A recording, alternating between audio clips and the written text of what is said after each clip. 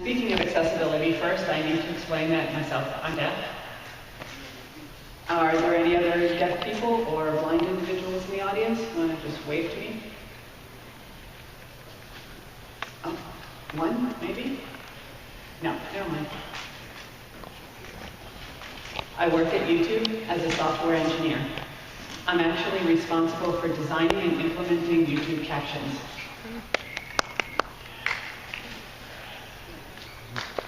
Thank you. When they asked me if I could come and speak on a panel about accessibility, I thought, sure, that sounds pretty cool. And who else am I speaking with? I mean, it's a panel, right? I don't see anyone else here, which means that you have to be my panel. So we're all here. First, I'd like to talk a little bit about what I think the topic is, meaning accessibility. Now, that can mean two different things. One is accessibility for the website itself on youtube.com. Accessible to everyone. That's not what I'm going to talk about. That area we're going to push aside. I'm talking about the content on YouTube, the videos. What does it mean to be accessible, and how to make things accessible, and so on. So,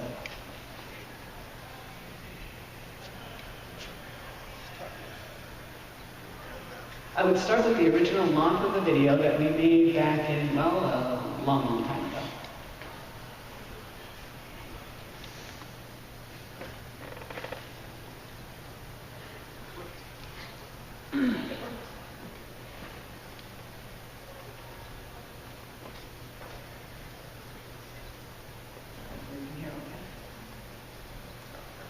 Oh, play.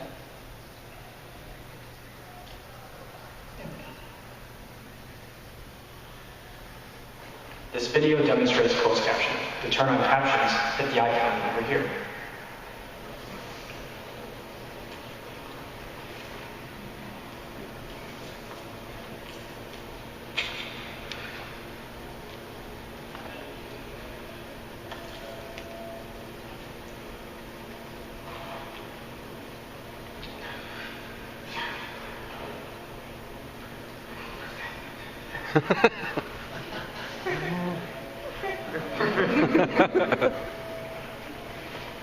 Les légendes et les sous-titres sont très utiles pour les personnes comme moi qui ne parlent pas une autre langue. Avec les sous-titres, I can let it play, but that should be enough. Make a few points. One is that captions are not just for the deaf and hard of hearing. They're for you. I mean, how many of you understand sign language? Oh, yay, good. But that part is quiet. You need the captions to understand that. And this part, he's speaking French. So maybe more of you understand French, but there we go.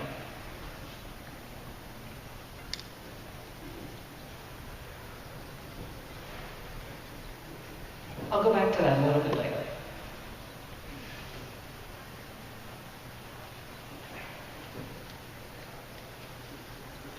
So I'd like to explain a little bit more in detail. We talked about both words, captions and subtitles. We use both in the video that you just saw. Now in North America, the word closed captions mean captioning for the deaf and hard of hearing, non-hearing, or you don't want the sound on. I've shown you already the symbol, which is CC. It's very common in North America and also in parts of South America. All around the world, not so much.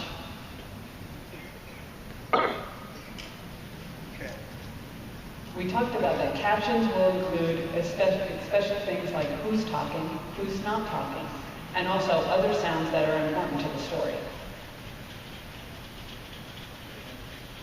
I really appreciate that because when I was growing up, the only movies that I could watch were subtitled movies from Japan.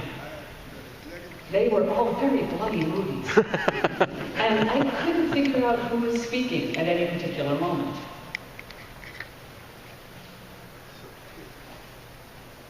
Subtitles, most of the time, are being used for language accessibility. They're only the translation of the words of what people are saying. That's it, nothing else.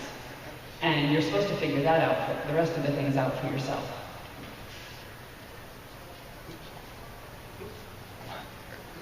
Oh, that was unexpected.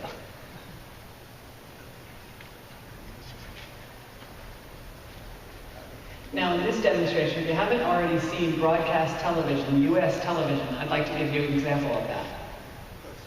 It shows both the positioning and two different styles that will become important.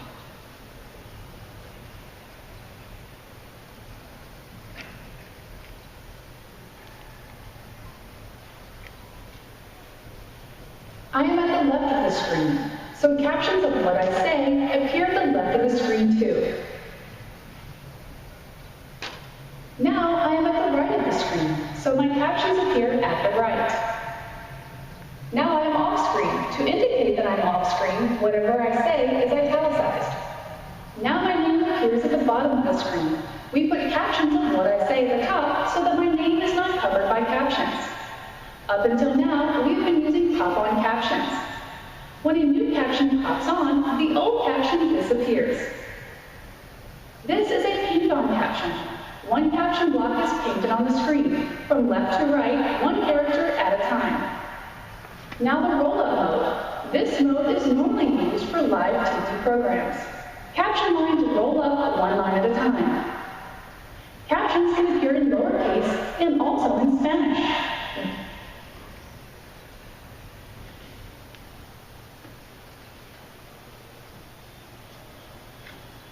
That's a pretty good demonstration. Positioning is important, style is important.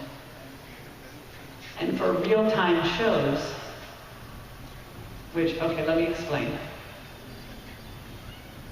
You can watch like a hockey game or a football game or whatever, political speech. When people are talking, you see it captioned in real time. Normally they use roll-up for that. People think that those are generated by a computer. No, it's actually a person, exactly like a steno captioner as we have here. Unfortunately, we don't have the projection to be able to see what she's doing.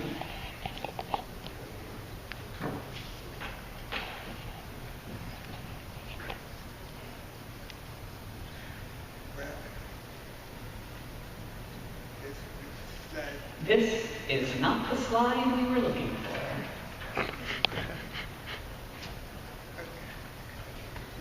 Okay, I need to go back a little bit to explain the joke. Inside of Google, we are allowed to have fun job titles, the real ones and the fun ones. My real one is software engineer. My fun one is caption Jedi. So anytime I give a presentation inside of Google, I use that. And everything else, kind of has a certain theme to it. But this is in public, and I don't want to mess with the mouse. Especially here.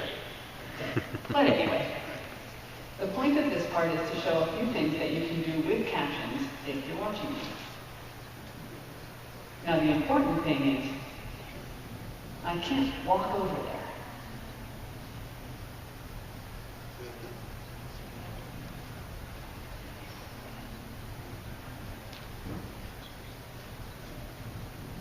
Let me see if I can make it bigger.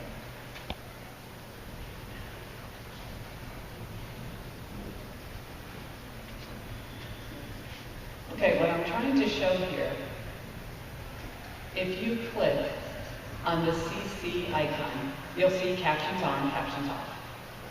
But if you want more controls, you pick the gear icon, and that's what you see here. The menu pops up. There are four things. Subtitles /CC is the line item. You have to select that, and then you get to the good stuff.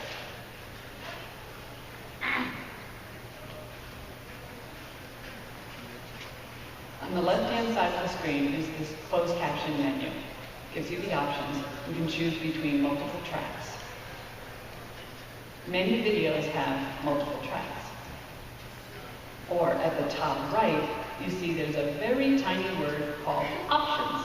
That leads you to some conditional options where you're changing things about what color, how big, what font, what background.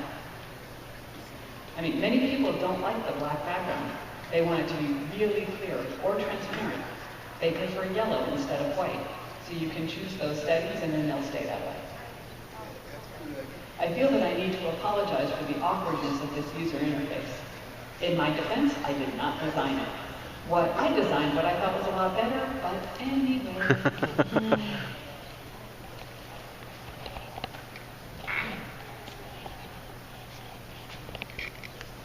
So one last thing. There's auto-translate. If you have a caption track, it might not be in your favorite language. You can ask for a machine translation to your language. Now, if we have time, I'll be able to demonstrate that.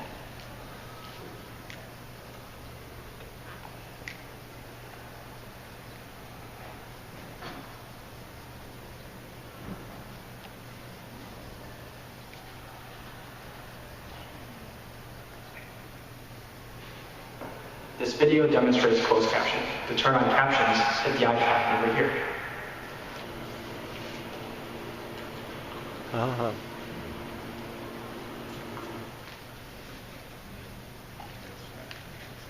That is not a machine translation. I actually picked another track that was already there. That's a professional translation. Now I'll pick something else.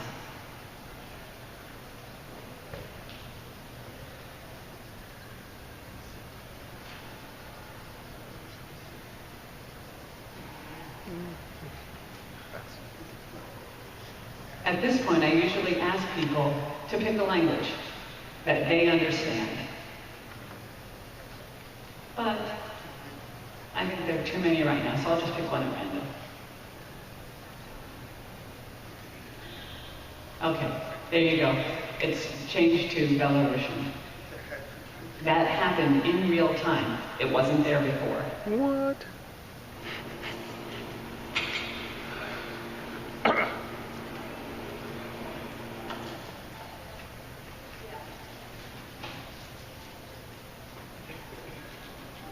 That will become more important later when we move on to a different area and talk about money.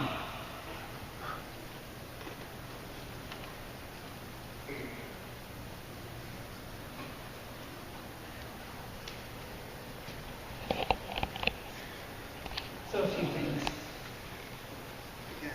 At this point, again, I tend to be talking internally or to people who weren't here for accessibility reasons. Now, I know that you people probably don't need this part. You're here for a reason, and a good reason. But for people who don't know why we need captions, this is what I'd say. First of all, it's the right thing to do. I love working at Google because that's what our mission is. Make information universally accessible. Now, in the United States, there's also a legal requirement. It means that it doesn't mean that everything needs to have captions, but if you take broadcast content and you put it online, you need to carry over the same rules. It needs to have the same capabilities. So, and if you build it, then you can use it for anything. Now, the last part, it turns out that it is profitable. You don't have to take my word for it. If you do a search for YouTube Captions SEO, that means search engine optimization, you'll find a lot of articles, not made by us, but saying that you should add captions because it makes it easier to find them. You'll get more hits. Also, you have a wider audience globally. Over 80% of the viewers on YouTube are not from the US, they're from outside of America. That means people really like to see captions, either to be able to understand, well, if they know English, more often they can understand the written word better than the spoken word. And if it's a different language, well then, You have the tools to provide in their language, or you can translate into their language. There are a few case studies that I'm aware of that all show a spike when those capabilities are added. Now, when the right thing doesn't work, you sell it off.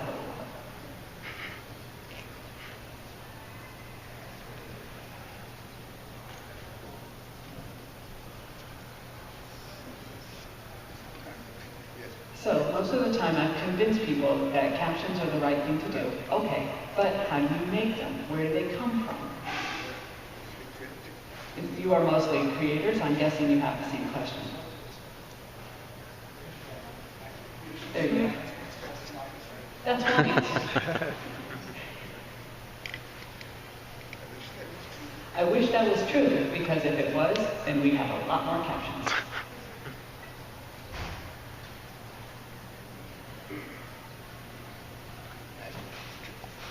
I'm actually going to go through this part very quickly, because I think there are other talks and workshops here that will go into more detail.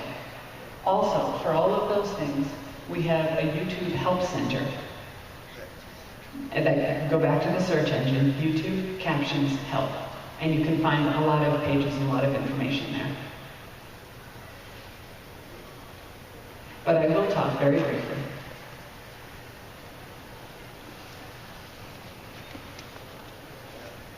We allow several ways for creators to add captions. The most basic would be to have a file using some other tool. I mean, it doesn't matter what. And then you can upload that file, and you're done. Or, if that's too difficult, if you have the transcript, that's fine. You upload the transcript. You don't need the times or anything else, just the words.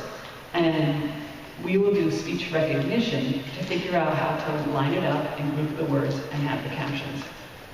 That's how almost all of our own videos at Google are captioned. We just throw the transcript at the video, synchronizes together, and there you go. Tends to be much faster.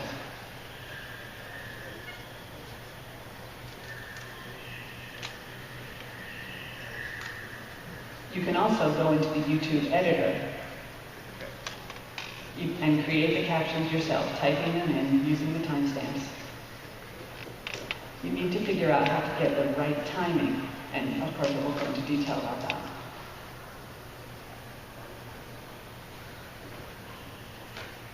YouTube Help.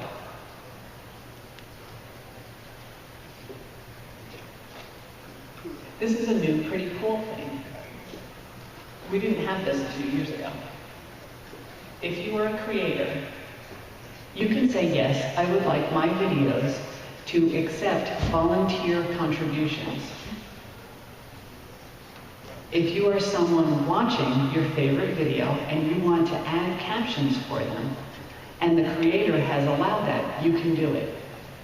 It works for both captions, accessibility, and for translation. And another cool thing is that if both parties agree, if you contribute something, the creator can acknowledge your name in the credits below the video for each track and announce where it came from. It's a way for both the creator and the fan base to get something. The creator gets the captions that maybe they don't have time to add themselves, or they don't have the language skills. You know, who knows all those different languages? So most people don't, but the fan base knows. You know, there's plenty more there. And also, the creators get the chance to interact with their fan base. I mean, the fans get a chance to interact with the creators as well, and vice versa. It's still new, but it seems to be pretty popular.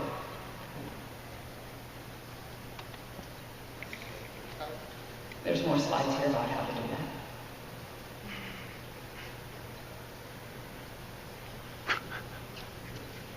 This is a joke slide. The reason why it took a long time to launch this is we had to put in tools to block spam. any tool that you could think of, people are going to find a way to abuse it. There are tools, again, I'm not going to go into the details for that. Now the last thing is that I want to do. I actually want to talk a little bit more about this because I am a person who can be acknowledged or blamed about the automatic captions.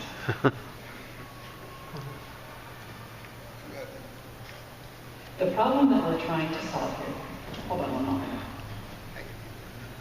I could give you a number, but I prefer to do something that doesn't require numbers. Here we go, I have it. Okay. You remember when the internet was described as a big bunch of pipes? You remember that? Well, anyway, suppose this is true. Now, it turns out that most of the water in those pipes is video. And I have an example here. Caption video is here in the water, and it has the text on it. Very cool. Very accessible. But our problem is, if I were to skip ahead,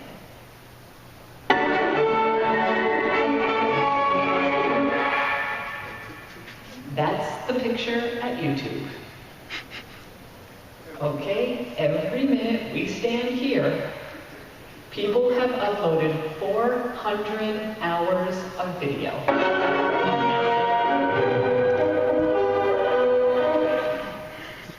And it never stops. Do you see any captions there? You probably couldn't even see them in this little bottle. So, that's why we decided we have the speech recognition capabilities, we have video, let's combine them, and that's the best that we can do at first. And because of that decision, we now have about several million videos right now at YouTube that have human-created captions, and most of them are pretty good. We have several 100 million of videos that have the automatic captions. So it's about 100 to 1.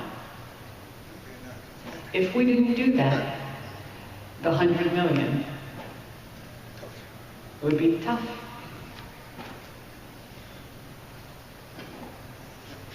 And when we launched this, about 6 years ago, wow, many people were very nervous. I don't know if you've seen automatic captions. I mean, people find a lot of mistakes, right?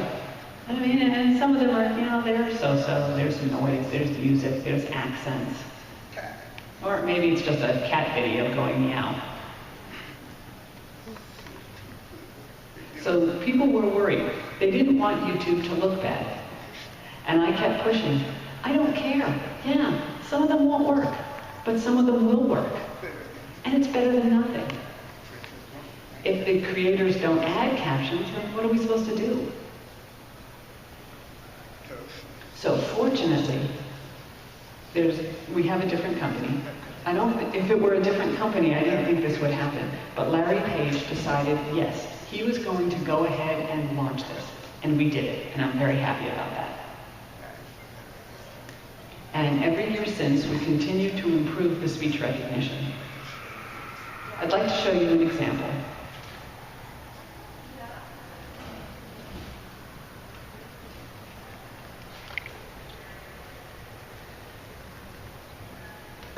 A change in the guard.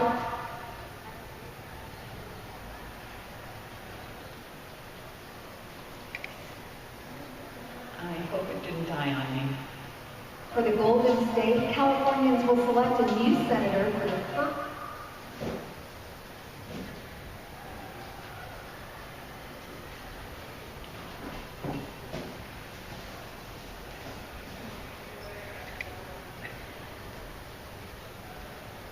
A change in the guard for the Golden State, Californians will select a new senator for the first time in 24 years. I've been a prosecutor and a public servant my entire career. I do. Something that I wanted to say, this is video that did not have captions. You could argue that it should, and really it should. This is important, but it doesn't. So what you're seeing here is automatic captions. We have recently changed to the roll-up mode to emphasize the fact that it's not real time, but you should expect mistakes.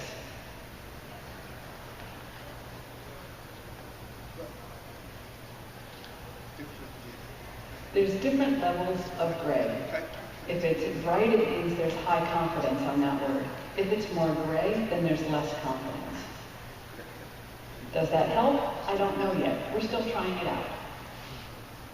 I'm going to play a little bit more. Work with liberals and conservatives, right-wingers and left-wingers. I'm the chairman that actually won elections in this state. And we need to focus on policies that will grow the economy, expand the pie, and give people opportunity. I have 20 years experience. So tell me, what do you think? Is it pretty accurate? Yeah. Sort of? No? Well, I can't hear it, but it looks pretty good to me. I understand what they're trying to say, and I'm very happy with that. So that's why automatic captions is getting a lot of attention from us. I have to say that there are some people who still disagree, and they don't want to see this at all, because it's not perfect. And they're forcing everyone then to create perfect captions. We can't depend on that. But this is another tool. Now, if you roll back to the creator tools, if you remember, you can create your own caption track, where you can start with this. You can input it, and then fix up, hopefully, those few mistakes that you have, and then publish a real, quote-unquote, human captioned track. It will save a lot of time.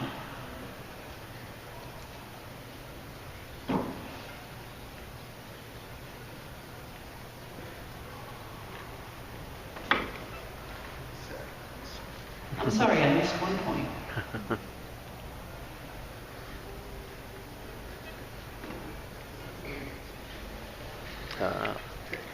Okay, because the title of this panel is accessibility and not captions, I need to cover something called audio description.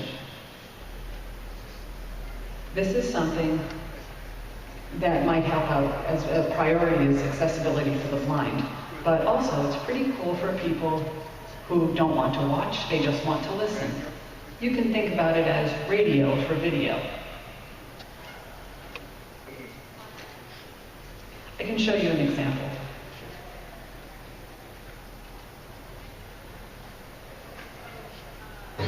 My name is Jared, and I'm 15, and I have a family of 6. My dad's name is Leslie. My mom's name is Jetta. I have a younger brother, his name is Gabe.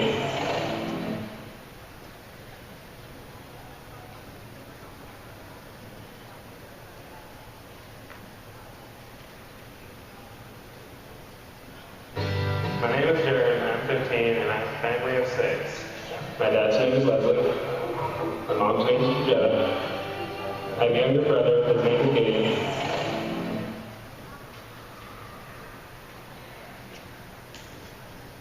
Okay, this video actually has audio description in it to the sound. It also has captions that are included in the audio description.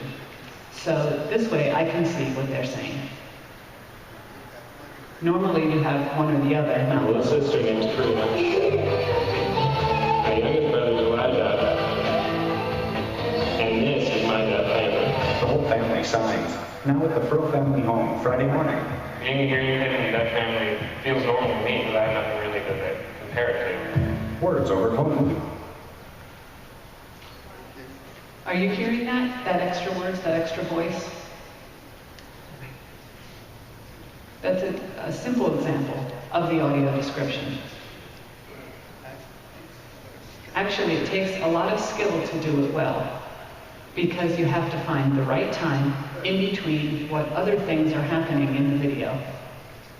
You need to describe what's important, not every last detail of the picture.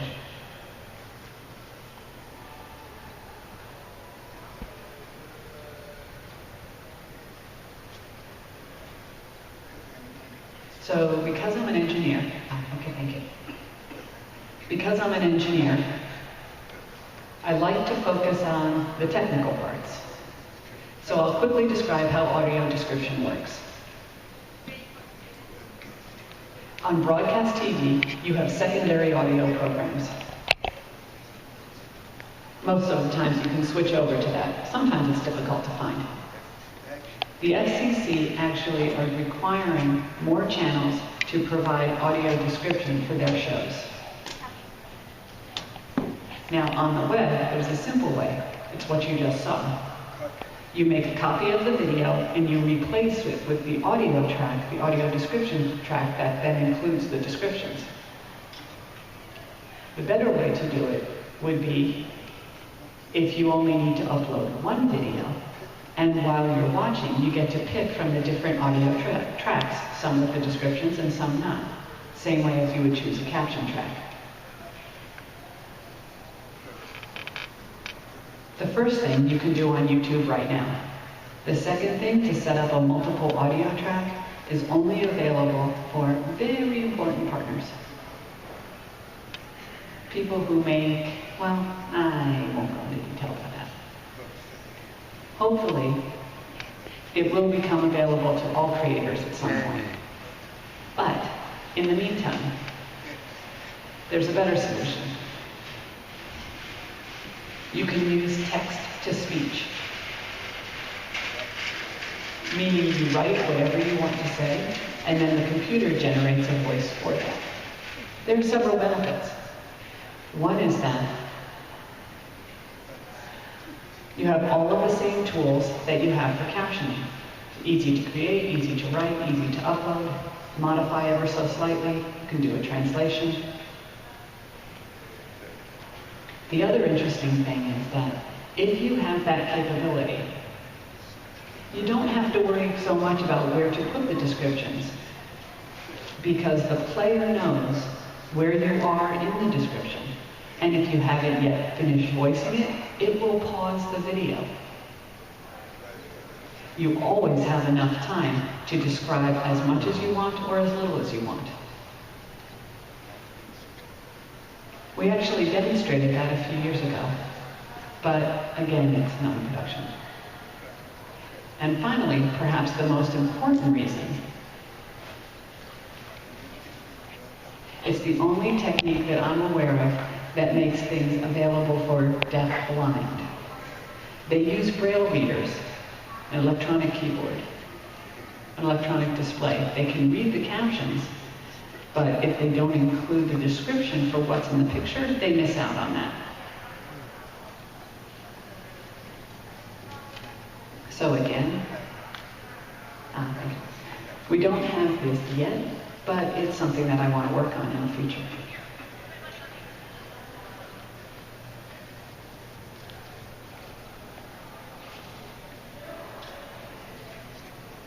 There's a very interesting website that a blind presenter once told me about. It's called You Describe. It's not connected with YouTube. There's a research project. It's funded by the Department of Education. But I seem to think it's great. And let me see if I'm able to jump to it.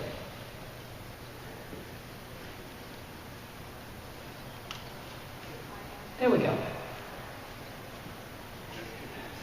Basically, it lets anyone volunteer to add descriptions to YouTube videos.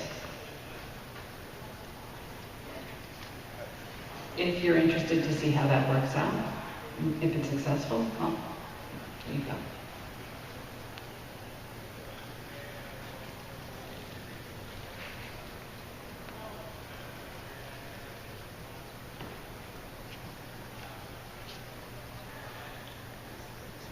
For this audience, if you want to help, most obviously, 1, 2, or 3 ways. 1, if you're a creator, please add captions. You can get help from your volunteers, from your fan base. You can also become a volunteer. And the third thing, the third way,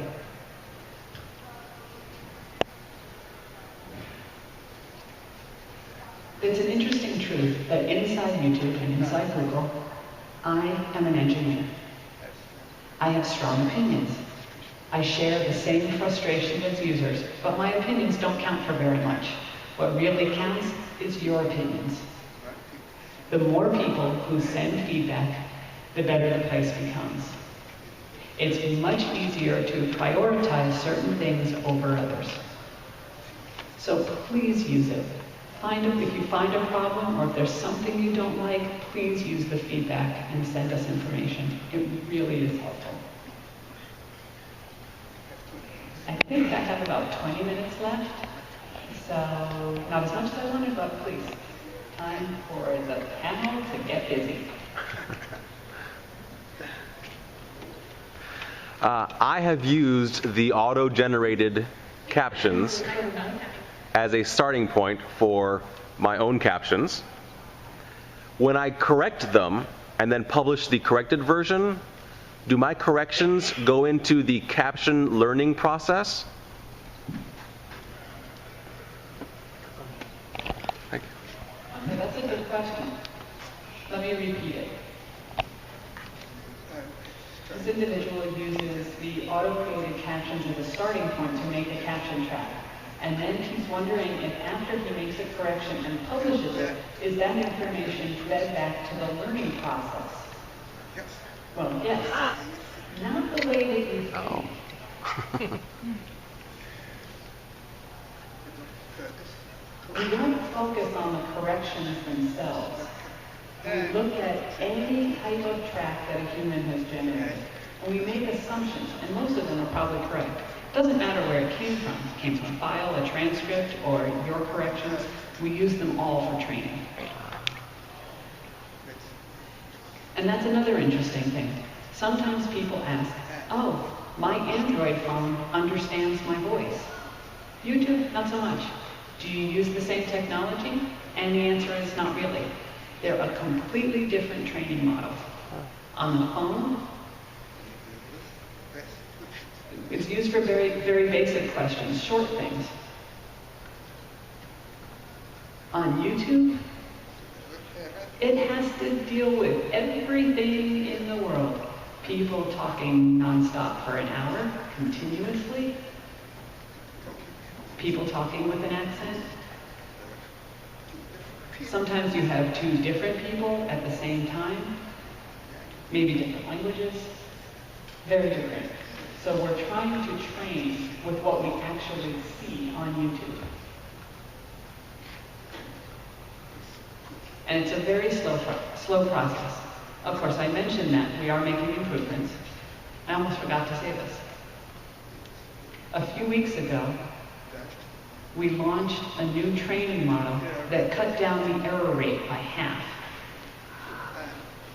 I mean, if you have any understanding of the speech recognition technology, that's an amazing number. I couldn't believe it myself. No, don't thank me. I mean, there's a lot of people on the speech recognition team in New York. One of whom, by the way, is also deaf. Yay. Any more questions?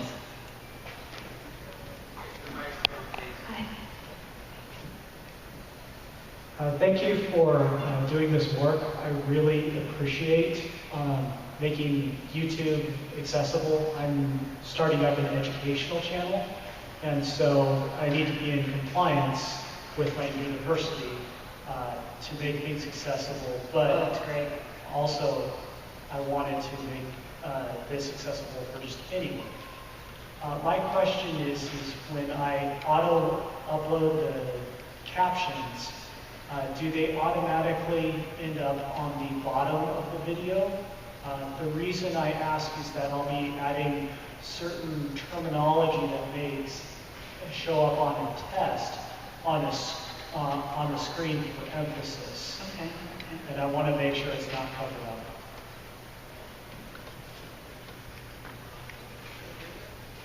You want to cover it up, or you? No. Oh, okay. You want better positioning. Yes. Oh, I'm so happy you asked that question. You see that feedback link? Push it. and to send us information that you really need positioning. Because what we have now, the interface, it doesn't allow you to do positioning. We have pushed for a long time to allow that capability, and there's really no reason that we can't do it. So I'm sorry that it's not there yet. But thank you. Who was that?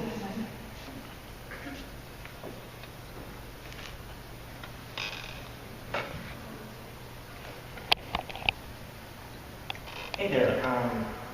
I really like the crowdsourced model for getting captions into video. But I'm kind of curious as to why it isn't turned on by default for creators. I don't think a lot of creators go to that part of their channel and figure out how to turn them on. Could you talk a little bit about what it would take to turn them on?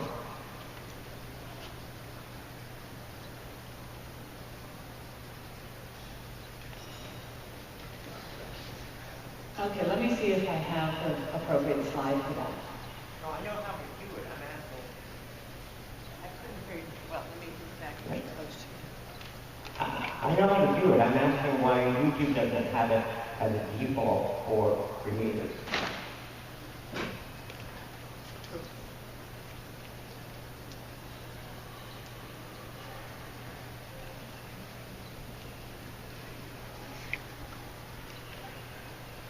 We send feedback. I'm with you. But actually, that relates to another unfortunate thing about auto captions. You know that sometimes there are mistakes. And it turns out that some content owners, we won't call them creators, we'll call them content owners, they really, really, really don't like anything that will make them look bad. So they turn off auto captions. And you are allowed to do that. I mean, we have to allow them to do that. But at the same time, they don't add real captions either.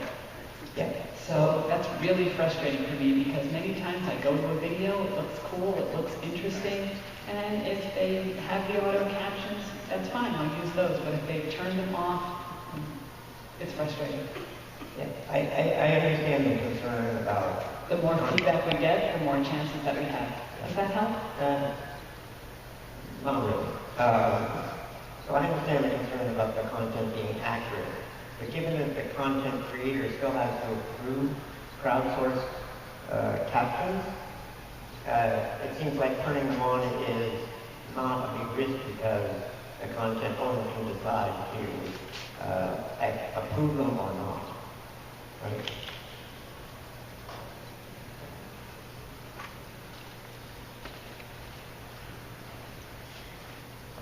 Yeah, I see. Actually, let me show you another slide.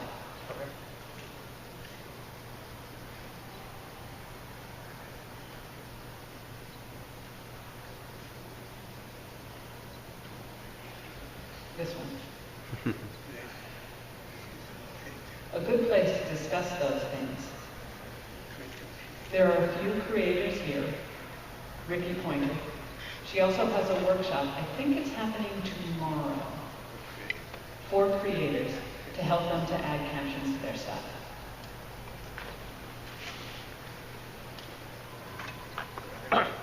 And there are other creators who I've noticed have been really active promoters and sponsors of the captioning. So after this panel, there'll probably be a few more of those. I don't have enough time to really dive into anything, but I'm hoping that there's going to be some more information out there. Do we have time for more? I think we do. Okay, I'm sorry. Hi.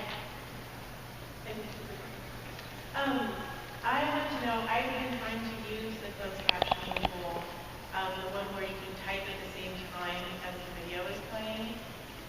And I'll put all this time into it, I type it out, make sure it's all correct. And then I'm making sure that the auto feature is off. And it comes in and it puts all kinds of weird words into my caption. And it's so frustrating that if they do not use the caption tool, issue. I don't know if I'm doing it wrong, and I haven't been able to find any good resources to help me figure out if I have a box checked wrong or what.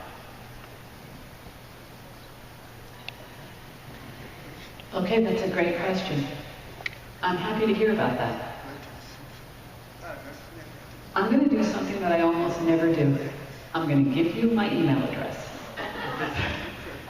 Send your problem to me and I will send it to the right people. I mean, feedback is good for some things, but this sounds really serious. This one's important. If anyone of you want my address too, come on up after the talk, okay? All right, good, thank you. You shift over here, come on up. So, we have a process show where we teach painting live 3 times a week. And the shows are about an hour and a half to 2.5 hours. So we're not always able to use the autocorrect, or the auto generated, because it's longer than 2 hours.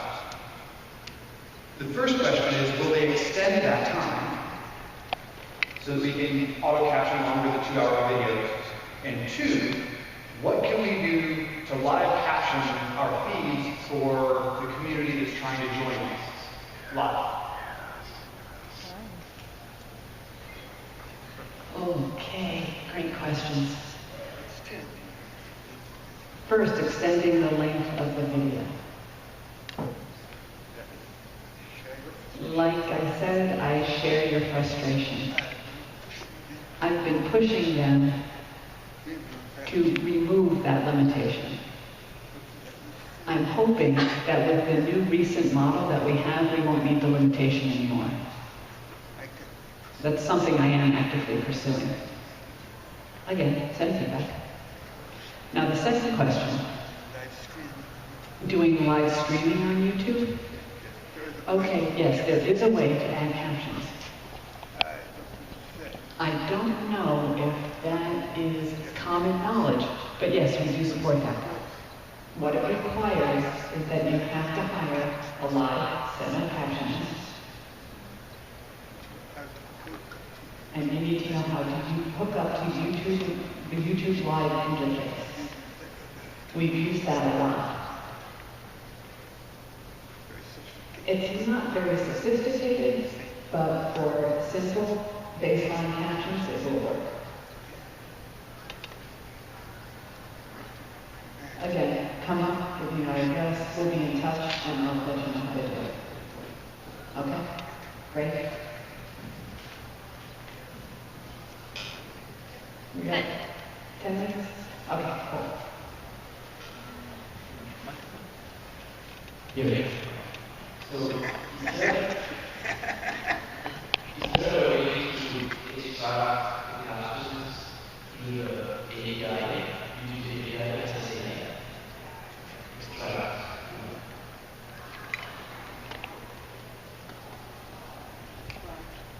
Okay, the YouTube API.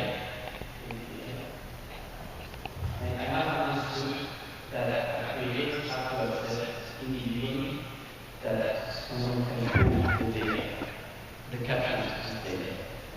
Thank you.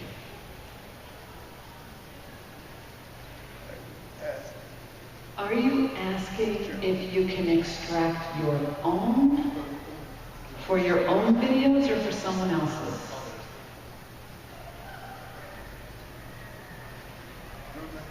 Normally, no. But there are ways. I probably shouldn't tell you what those other ways are. But if you go to a watch page,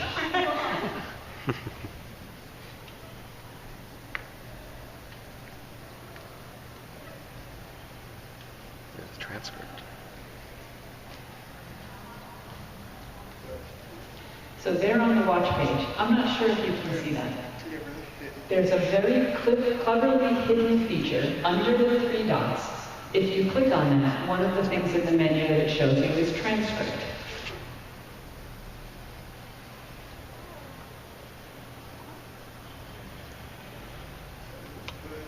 It It has the whole transcript of the captions there.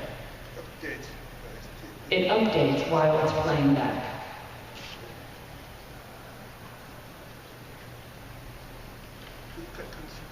If you click on something, it goes to that point. Now, you don't need to cut and paste that transcript, but anyone can see it. For crowdsourcing captions, I'm not sure. I think there's some situations where you have access to other people's transcripts, where you can all get a collective and improve them. But I'm not very familiar with that. I'm not sure if that helps. Okay. Again, I'll stay around for more information.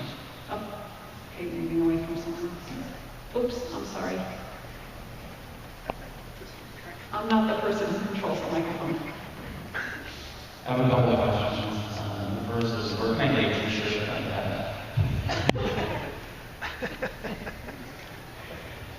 Okay, that's one. Okay, second question. I work at the All in Canada, and we do a good job of captioning all the videos on our channel. One of the things coming up is the 360 video in the VR. I'm just wondering if there's any challenges that you foresee with that, and then maybe how can we prepare for that? I'm going to answer your second one first, and the answer is yes. How do you prepare for it? It's a wide open field, open to ideas. We've talked with people who are working on that to make sure that they're aware and they don't forget about captions. But that gets a little bit too detailed into things that we haven't released, but yes, we are thinking about it, and I'm happy that you're thinking about it too. Maybe you can implement something. Now the first question, my shirt. Unfortunately, this was specially made for a YouTube team. I'm very happy that they made it. I think it's very cool. We've got Braille on the front, there's sign language on the back. But if I was designing it, I would reverse it so that you could see the signs in the front and you can touch the Braille in the back. You get what I mean? I have one other thing. I mean, this is also a team-related item, but if you can see this here, it says UCC. That's my team. And on the back, applause.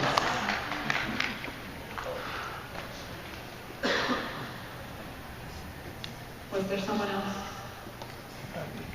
I just want to follow up on his, with this 360, with that. Yes. I'm trying to put it in words. When you're moving your head, will the text track with the positioning, so if you're looking behind you and someone's talking, they can see what you're saying, or is it going to still be in front? Or do you even have an idea what's going on? Those are all great questions. If you try it now with the Android, let me play with it. They stay there. They don't go off the screen. That would be kind of bad. But they don't follow. They don't seem to follow you. So if there's text in the front and I look behind myself, the words are still here, but not where I'm looking. Does that make sense? Okay, let me back up just a little bit. Is the text still there on the screen? It's on the screen, but it's in front, not in back. So if you're looking behind you... Well, you know, it's on the screen. It's not in the world that you're looking at. Right, no, but my question is, the device knows where I'm looking, I believe. So is there a way that we could track that the words will go wherever my eye is?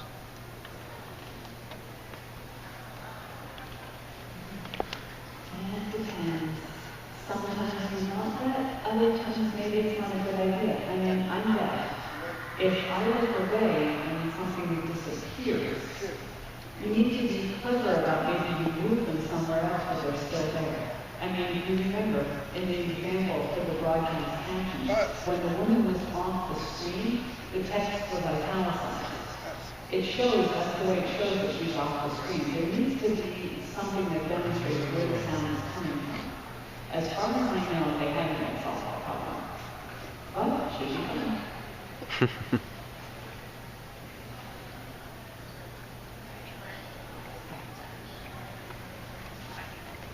Okay, good. One more person. I just have two questions. I'm going to start unfortunately, I will make it like this. I'm at this facility, and I realized that when we came up for how inaccessible the digital world is to people who are hard of hearing.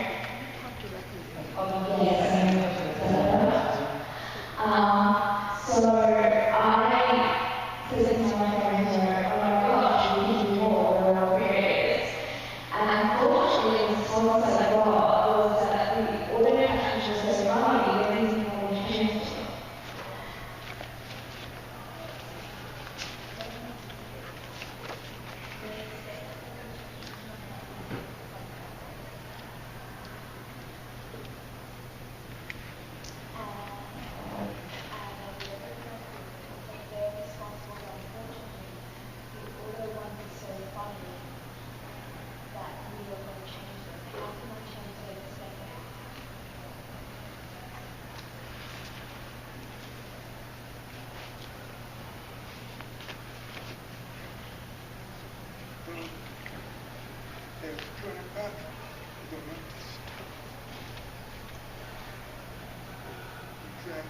So you're trying to convince a friend to add the captions.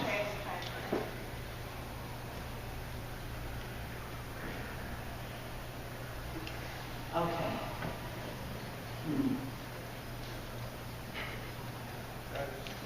There's always a struggle. One of the reasons why I've been talking about, that I talked about profitability, you have to think of it in terms of watch time on viewers. Now you remember 80% of viewers on YouTube are outside of the United States. Every time we've done a case study and we've added captions or we've added translations, we've always seen a boost. Do you want that? Is it worth it to them? We think, yes, of course it is. Or you can ask, please, if you don't want to do anything, allow the community to contribute captions. If that capability is turned off, then please turn it on and see if that helps. Thank you. Can we take one more? Do we have time? No, we actually have to close. Actually, I just want to say something real fast. Hi.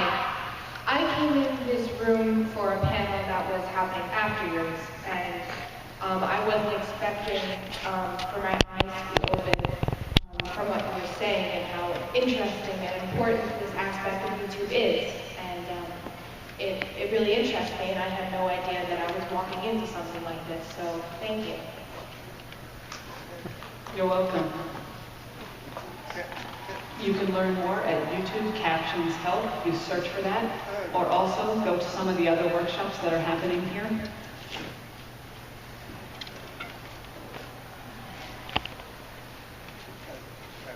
She tells me that she's having one on Friday.